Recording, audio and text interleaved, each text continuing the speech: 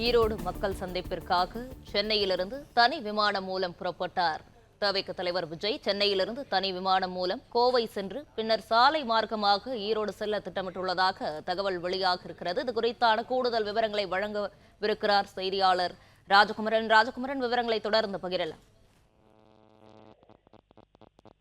தமிழக வெற்றி கழக தலைவர் விஜய் தற்போது சென்னையிலிருந்து கோவை புறப்பட்டிருக்கின்றார்.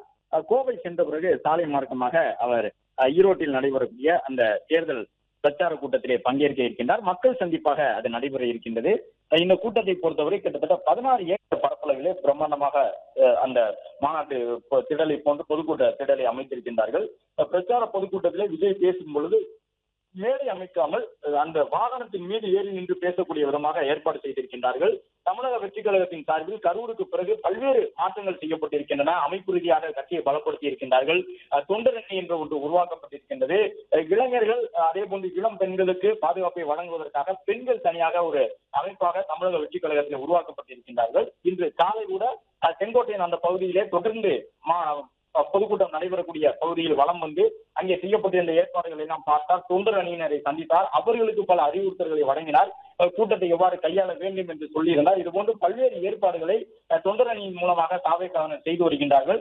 தமிழக வெற்றி கழக தலைவர் விஜயை பொறுத்தவரை அவருடைய பாதுகாவலுக்கு என்று தனியார் பாதுகாவலர்கள் இருக்கின்றார்கள். அது மட்டுமல்லாமல் இதுபோன்ற கூட்டங்களிலே அவர் அந்த பேருந்தின் மீது ஏறி நின்று பேசக்கூடிய சூழ்நிலையில் பொதுமக்கள் யாரும் அவரை நெருங்கி வந்துவிடாத வகையிலே அவருக்கும் அந்த மாநாட்டில் நிற்கக்கூடியவர்களுக்கும் பொதுக்கூட்டத்தில் நிற்கக்கூடியவர்களுக்கும் கணிசமான இடைவெளி இருக்கக்கூடிய விதமாக பேருந்துக்கும் அவர்களுக்கும் இடையே கிட்டத்தட்ட ஒரு 30 அடி அளவிற்கு இடைவெளியை நிறுத்தி வைத்திருக்கின்றார்கள்.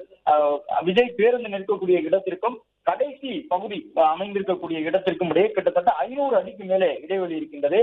கடைசி வரிசையில் நிற்கக்கூடியவர்களும் விஜயை பார்க்க வேண்டும். அவர்கள் முன்புறம் நிற்கக்கூடியவர்களால் பார்க்க முடியாத ஒரு சூழலுக்கு தள்ளப்பட்டு விடக் கூடாது என்பதற்காக அவர்களுக்கென தனியாக LED திரைகள் அமைக்கப்பட்டிருக்கின்றன.